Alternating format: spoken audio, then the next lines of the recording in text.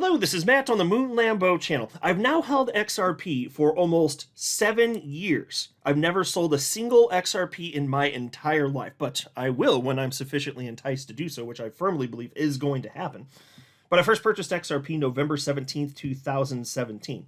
It's the first coin I ever bought that wasn't on Coinbase, because I did start my journey, as many people do, on cryptocurrency exchange Coinbase, but back then, there were only 3 coins you could buy.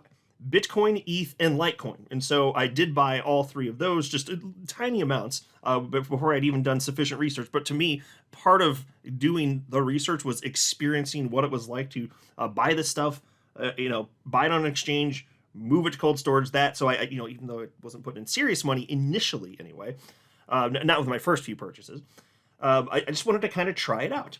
And things have certainly changed over the years, safe to say. For instance, the circulating supply for XRP in the roughly 7 years since I jumped in has increased by 50%. There's even more out there than before. Now, of course, that's largely because Ripple is holding less than ever before. So people want Ripple to hold less, but then when they're like, oh, that means there's more out there, though. Pros and cons, man. Pros and cons. What can I tell you here? But I got a few things to say about this, because if you're concerned about this much of an increase in circulating supply, what that might mean for XRP hitting a new all-time high, no, I personally don't share those concerns. And I'm also going to share with you something that I mentioned I'd probably do in my very last video, which is take a look at historical snapshots of XRP price action from that euphoric bull run from 2 cycles ago, to show you how quickly things can change. But before going any further, I do want to be clear, I do not have a financial background of any kind. I am not offering financial advice, and you definitely should not buy or sell anything because of anything I say or write. I'm just an enthusiast who enjoys making YouTube videos about crypto-related topics, but just as a hobby and just for fun. All right, so here's a headline from the Crypto Basic. Ripple escrow balance falls to 38.9 billion XRP. Here's what it means. The amount of XRP in Ripple's escrow reserve has reduced significantly to 38.9 billion from the 55 billion coins initially locked in 2017. Ripple recently released its Q3 2024 report, giving its clients an overview of its overall performance and state of the XRP ledger in the third quarter of 2024. In the report, Ripple revealed its XRP holdings, including those held in its escrow reserve, and as of September 30th, 2024, Ripple's liquid XRP holdings stood at, and I'll use a round number here, 4.43 billion. And then in addition to that, of course, there's the escrow reserve, 38.9 billion. So consistently selling off, but they've always made sure that it's just a fraction of a percentage of whatever the global volume is. So they adjust selling, taking into consideration what the global volume is, so that whatever they're selling from day to day, it's the sell pressure, it's not even detectable. From any time they do a sell, you wouldn't know it. XRP will go up, it'll go down, it'll move sideways, just whatever. But there's no indication, as you would expect with a small percentage like that it would impact the price of XRP. But still, it is true that there's way more XRP out there in circulating supply than there was previously. So here actually I'll pull up a historical snapshot. So you go to December 10th. Let's see. So there's 38.7 billion XRP. So almost 7 years ago.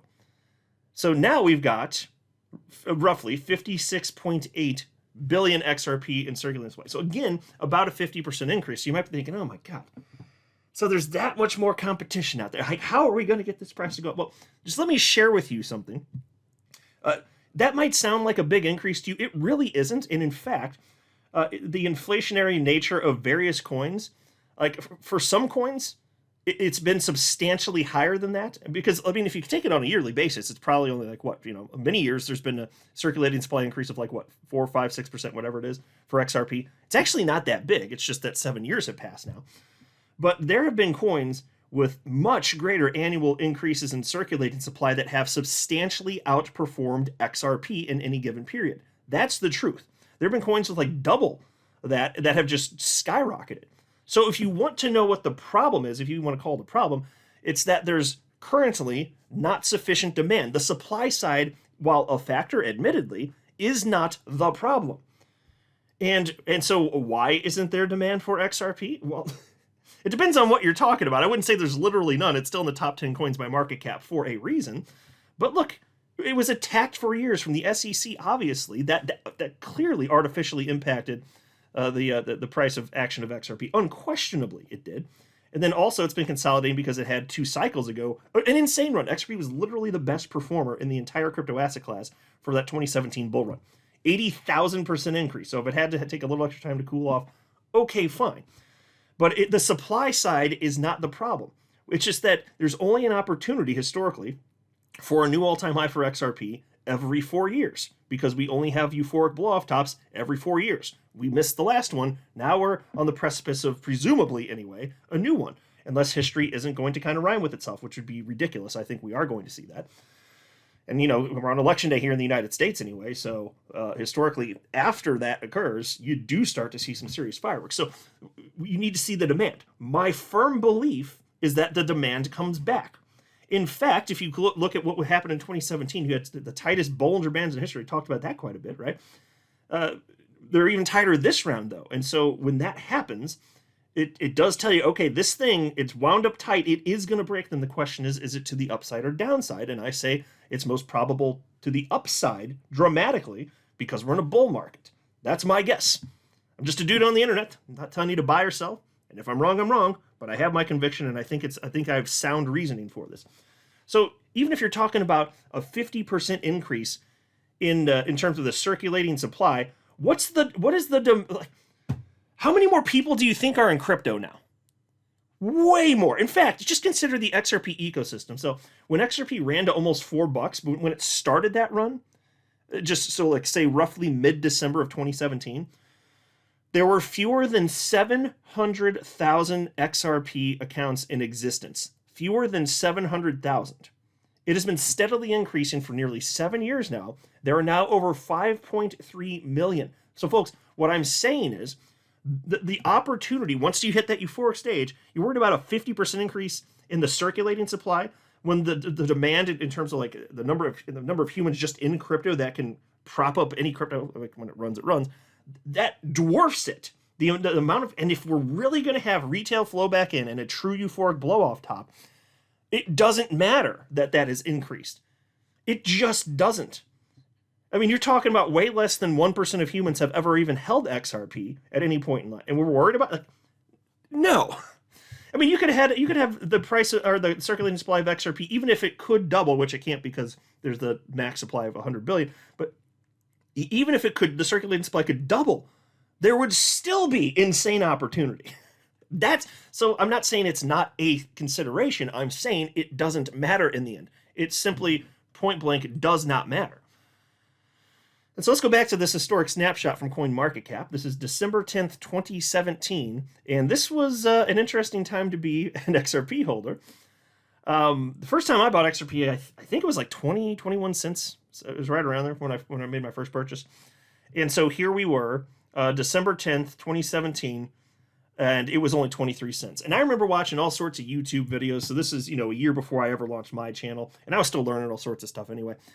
But I remember watching YouTube videos. There's this one, I have mentioned this before, but it's been a long time. There was, I don't know who this was, but there's some guy, and he was, I think he was like on a playground or something. I've never been able to find the video again, but he was talking about how, it was right around this time, right before XRP took off. He had just been holding XRP, and it wasn't going anywhere. He's like, it's just, I had to get rid of it. It's just the opportunity cost, so on and so forth. So he publicly made this video. He's explaining why he's got to sell it because it hadn't done anything. So he got rid of it. And of course, now you know what that means. It means he was just impatient. It didn't go when he wanted it to.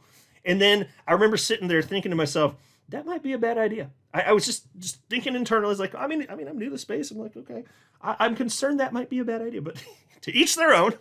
And it was literally like 2 or 3 days later, XRP went on its biggest run in history to cap it off, ultimately running up to almost $4. But it wasn't going when he wanted to, and other coins were popping off, and he felt like he was missing out. But that's how it goes.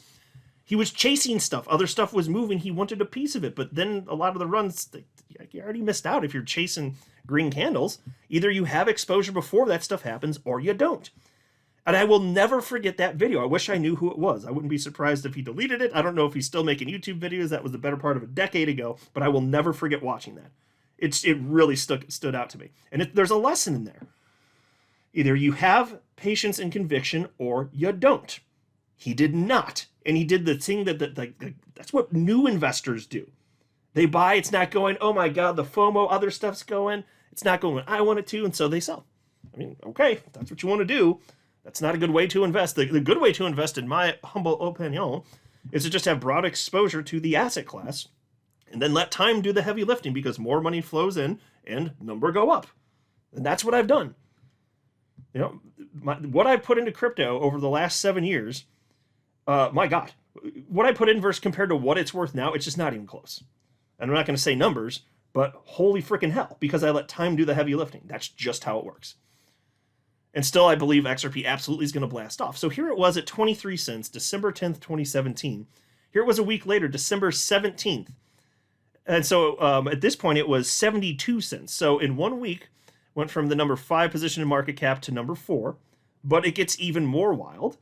And still, that was exciting. Like, I remember when it started moving, I was like, oh, it's really going. I remember.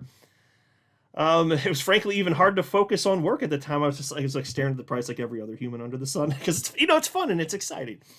And I did have skin in the game even then. Way more now.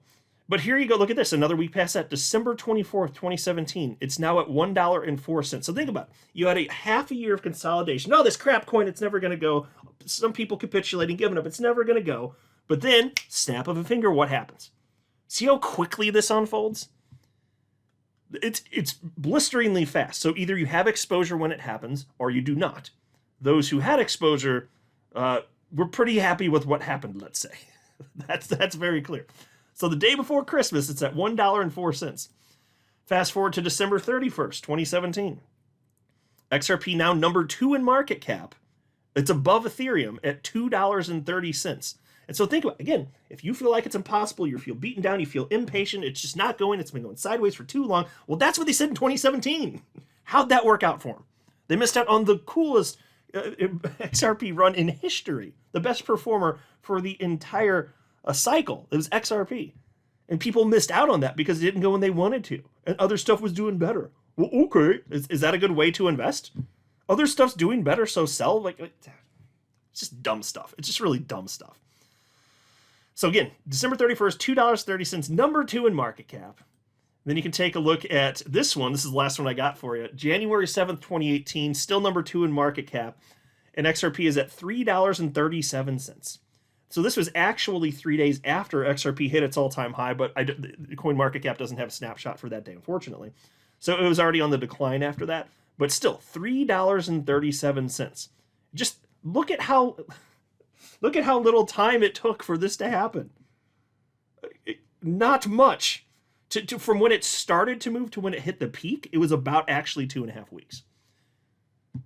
That was it. It really was about 2.5 weeks. The middle of December to January 4th. Yeah, it was right around there anyway. That's astonishing. And what happened there? The demand increased because you were in a period of euphoria. And I will tell you, back then, even if there were 59 billion XRP in circulating supply instead of 38 billion, so even if the supply were way greater back then than it actually was, XRP still would have rocketed, even if it looked to some lower degree, because there would have been such demand, it wouldn't have mattered. People still would have made their XRP millions, because there are tons of people that made millions of dollars off of XRP when it ran this high. So they would have made a little bit less if the circulating supply was that, but who cares? And now think about it. That's even true back then. And I'm saying now there are way more people in crypto. There will be way more humans FOMOing in when this thing starts going. If we're right and it starts going at all, and I firmly believe that's what's most probable, yeah, none of this is going to matter. Either we're right or we're wrong. As far as I'm concerned, it is indeed a binary bet. We're wrong, okay, it goes to zero. We're right, one day it does hit a new all-time high. All the price movement in between for the last nearly 7 years at this point will not matter. Because one of those things hasn't happened yet, but one of them will happen. And I'm betting that it makes sense to be bullish and expect that new all-time high. Almost there, folks. I'm not a financial advisor. You should not buy or sell anything because of anything I say are right. That would be a very, very, very bad idea. Until next time, to the moon, Lambo.